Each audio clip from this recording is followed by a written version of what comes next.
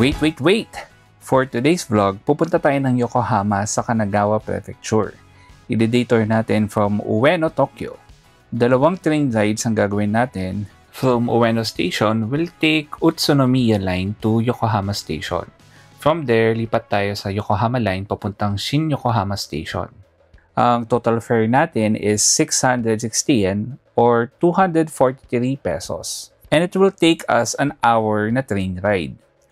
Ang first stop natin is Shin-Yokohama Ramen Museum. Dito susubukan nating matikman ng iba't ibang klase ng ramen dito sa Japan.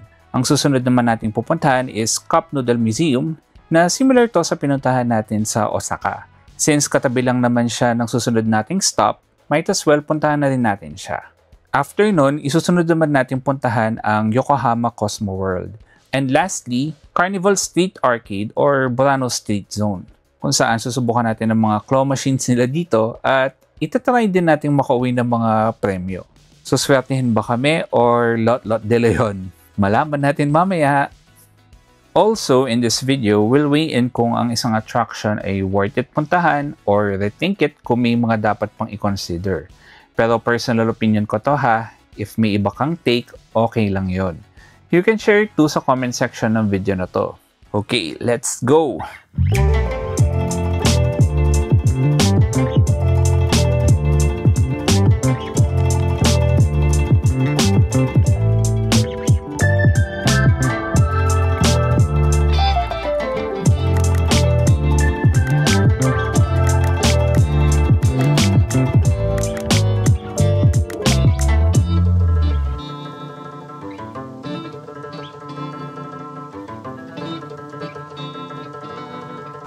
Hey there, poor travelers! Nasa ibang prefecture na naman kami. Ano pangalan ng prefecture? Kanagawa. Yeah! So kapag diba nasa Tokyo kami. Ngayon naman nasa Yokohama. Yan. So ano ginagawa namin dito? So pumunta kami dito for the Ramen Museum. Iba-ibang mga types of ramen yung nandito. And we'll be able to taste every single one of them. Wow, hindi naman every single. Siguro sagad na yung tatlo. Top na yun.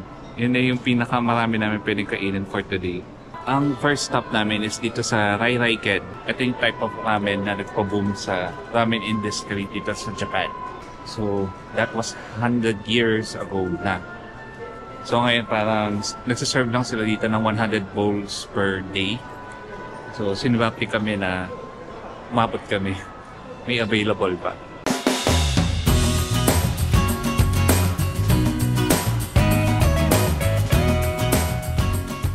Itong Rai Ken ang considered na kauna-unahang ramen shop sa Japan. Yung original site nila ay sa Asakusa sa Tokyo. Kaya lang, matagal lang nagsara yun. Pero ngayon, pwede nating matikman ang lasa ng kauna-unahang ramen dito sa museum. With the help of the grandsons and great-great-grandson ng founder na si Kanichi Ozaki, and sa tulong na rin ng Ramen Museum, the restaurant here tried to replicate yung original na lasa ng 1910 Rai Ken Ramen by making sure na close to the original ingredients ang ginagamit nila today.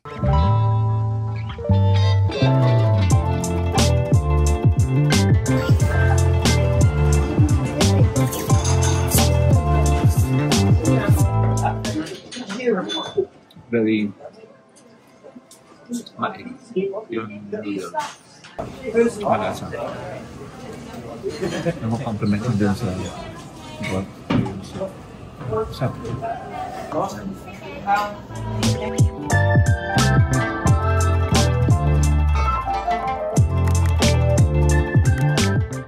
Soy sauce mix.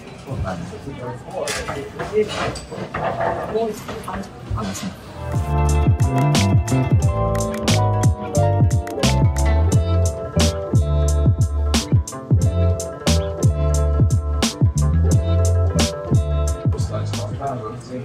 Liit na. Pero masarap yung plasyo. Ito na. Ang pan.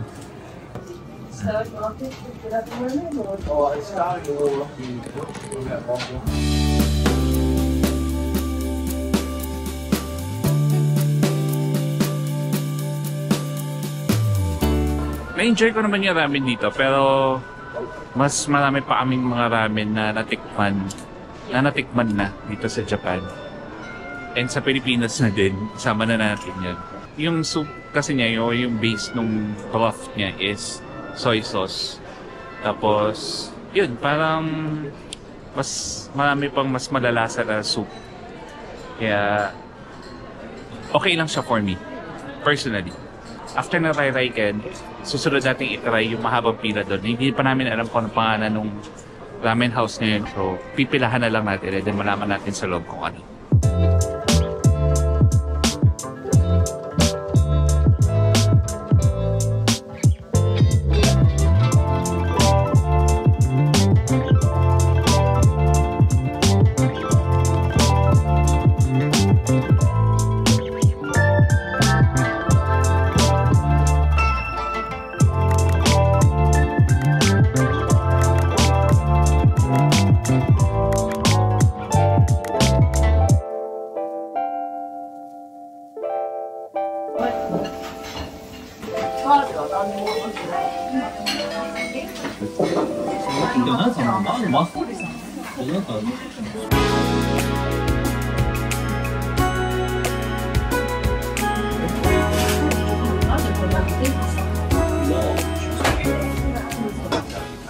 Egg noodle.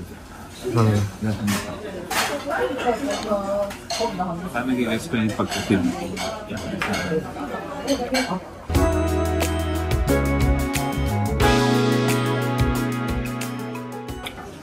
Mismo. May pagkakin niya galing sa tato.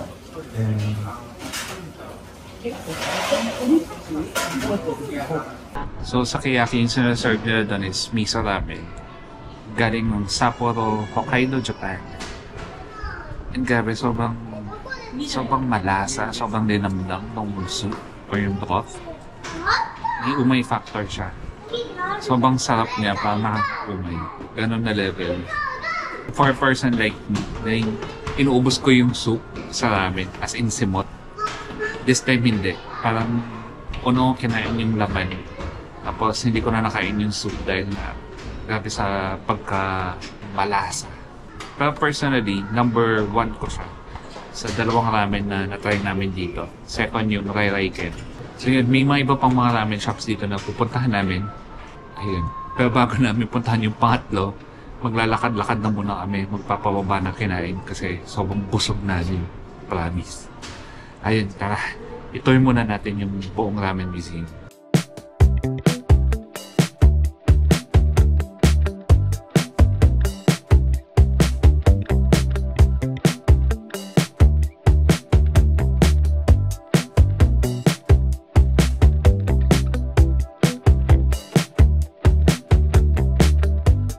Tara at magpababa na muna tayo ng kinain.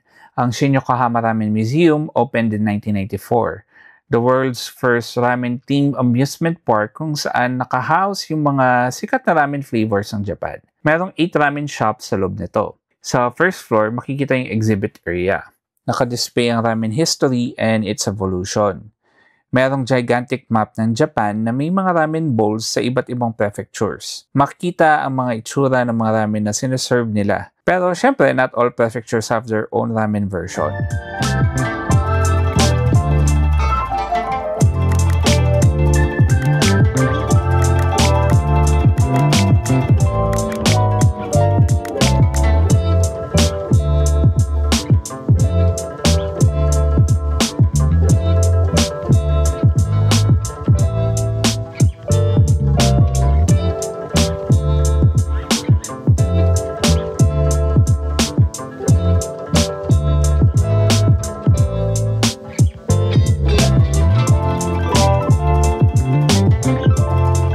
Aside sa restaurants and exhibit, meron ding ramen laboratory kung saan pwede kang mag-DIY ng instant ramen noodles mo na pwede kang gumawa ng sarili mong ramen na pwede mo ring iuwi o ipasalubong.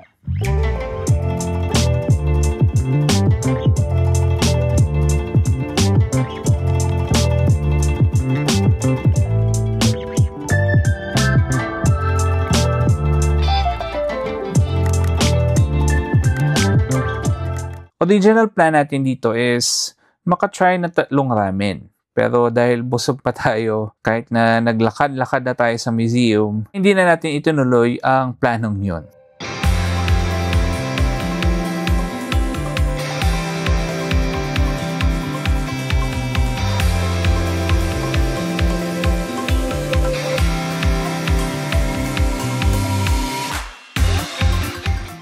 So, sumakay kami from Shin Yokohama Station to Sakuragicho Station. Tapos, ito ngayon, maglalakad kami papunta na Minato Mirai. Hindi na natin napunta ng Cup Noodles Museum dahil kinulang na tayo sa oras. Nag-enjoy kami masyado sa Ramen Museum. At saka, napuntahan na rin naman natin yung sa Osaka. Kaya, iniskip na lang din namin. Pero tipiters, if pupunta kayo dito sa Yokohama and you still have time, we recommend na isama nyo na rin siya sa itinerary. If hindi nyo pa na-try yung sa Osaka.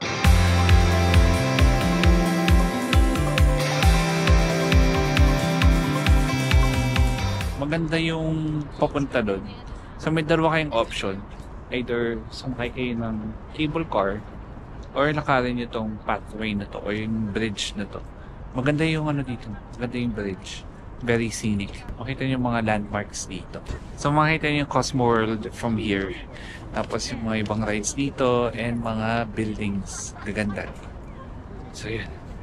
Tara, tuloy na tayo sa lakad.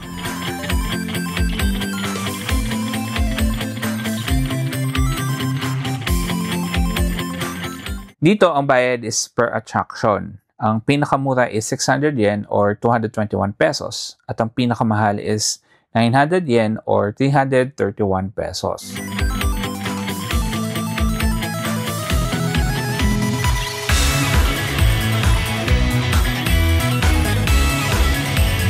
Bawal gumamit ng camera or phone sa loob ng haunted house, kaya sayang. So dito na kami sa Cosmo World and nakapag-ride na kami isa. Yung haunted house, hindi siya nakakatakot, literal. Ang pinili pa namin yung level 3. Yung pinaka nakakatakot. Ayun. 600 yen, isang ticket. Kaya medyo disappointed kasi matatakotin ako eh. Pero itong ride na to parang so-so lang. Yan. Alis na kaupo, yun na lang. Tsaka mainit sa loob. So yun, pag-iisip mo marami kung ano yung gagawin namin next.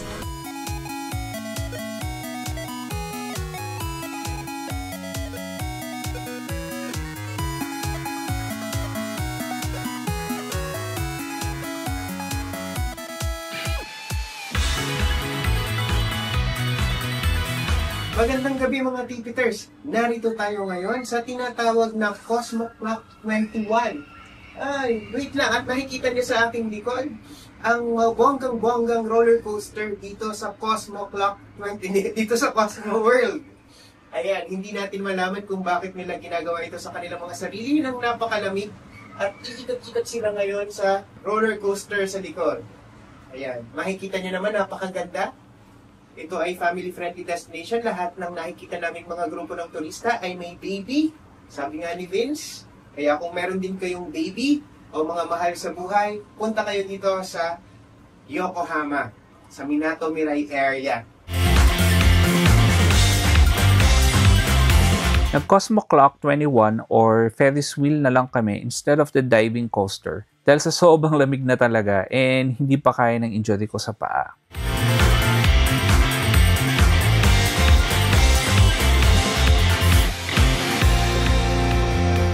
Yung ipinila namin na mahaba is itong glass cabin o yung seato cabin. Pero apparently hindi na siya seato kasi ang dami niyang gas-gas. Tignan yung floor. Ayan po. Wala na, hindi nakita yung sa baba talaga. Kailangan na mapalitan. Pero talagang pinunta namin dito, hindi naman yung makita yung sa baba, kundi makita yung 360 view ng Yokohama. Kita-kita namin yung mga nag-rides dito, yung mga roller coasters, tapos yung parang jungle log jam ba yun? And other stuff. Pero yun, ang daming maganda oh. Tingnan nyo sa likod ko. Kita-kita yung mga buildings. Saya-saya. Meron kami 15 minutes to circle this. Wow, circle this. May 15 minutes kami para makompete yung buong ride na to.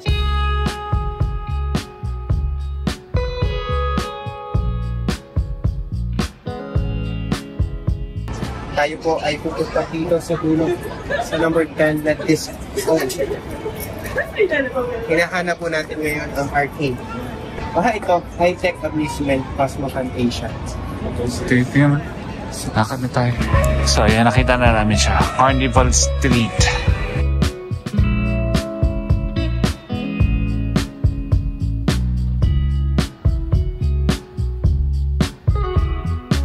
Mga Demon Slayers. Sige na sikat ko, no? Oo, pinapanood ko yan. Oh, My Hero Academia. Susubukan natin ng swerte dito sa mga claw machines nila. Sari-saring mga anime figures ang meron dito. One Punch, Detective Conan, Chainsaw Man, at iba pa. Meron silang 100 yen per try and 500 yen naman for 5 tries. Hindi na rin kailangan magpapalit ng token dito. Tapos if wala kayong coins, meron silang bills changer machine dito na pwede nyong gamitan para mapapalitan yung mga bills nyo into coins. Wait! I have an idea. Tawagin natin ang next part na to as claw machines versus TPT. Tignan natin kung sinong mananalo. Let's go! Go! Ano ba ito gawin? Pag ito yung win na. Pag yun yung pinindot mo, ibig sabihin kukunin mo na. I-pick up mo na. Go!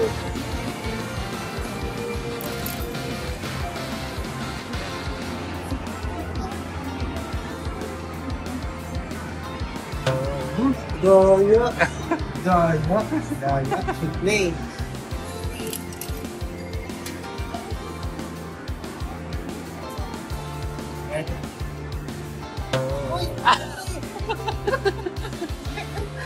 Ang duga!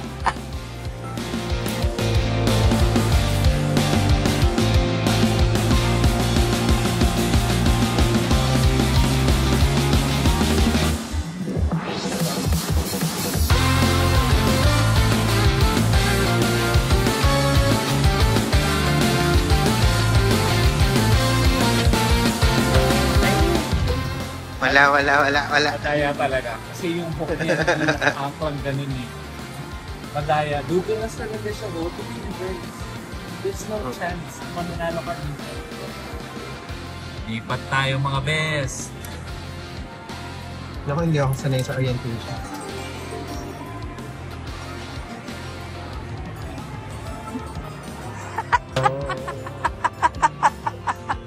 Ulang.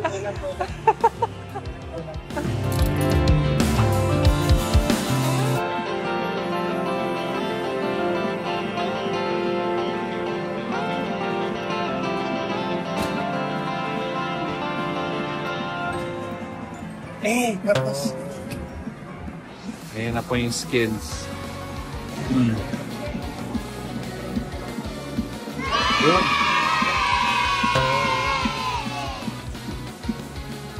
Galing! Galing!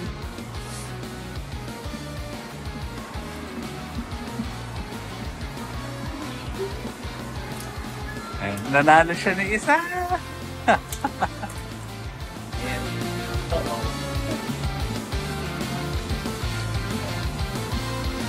Hey! Immature.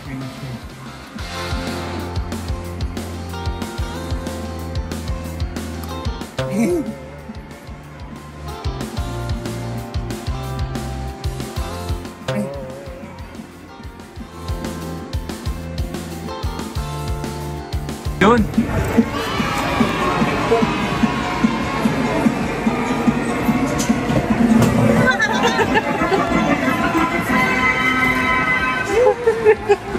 Sabi sa'yo,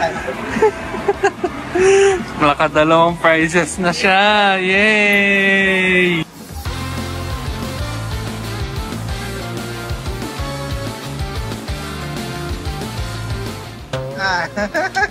over. Ito na yan. I-video ko na kasi mananalo na tayo.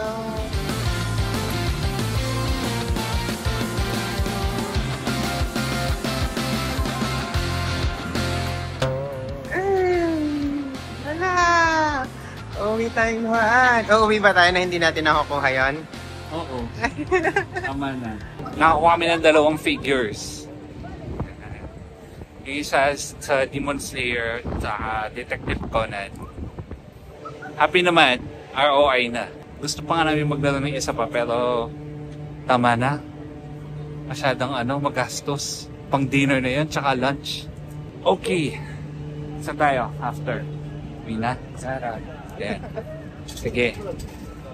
Maghanap muna kami ng mall. Tapos, tatambay and titingin kung ano po yung pwede mga makabili.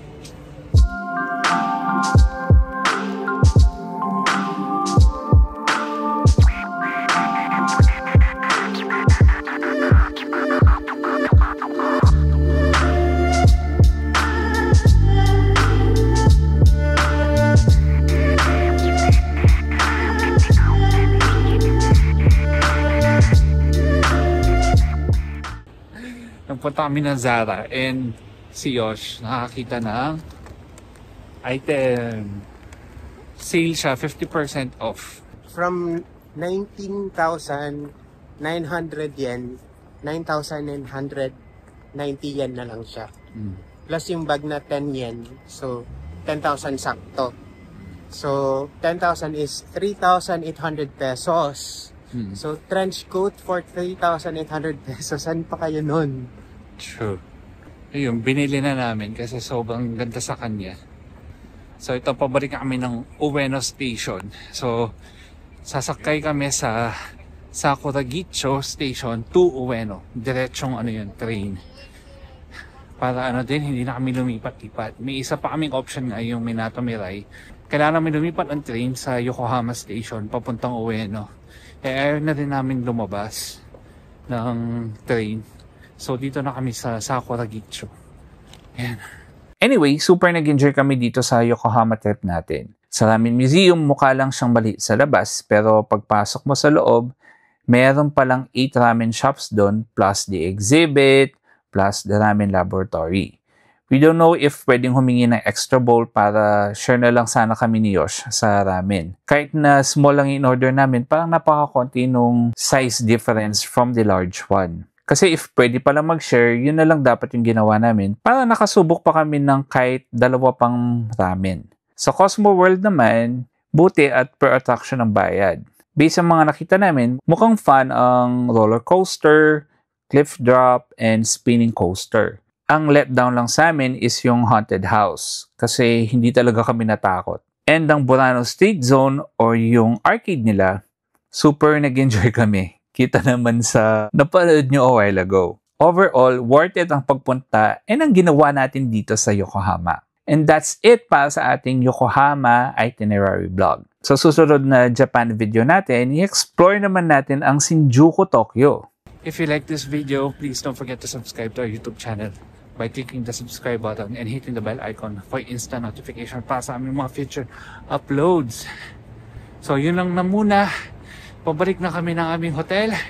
Bago ko tapusin, remember, plan smart, travel safe, and make every trip worth it!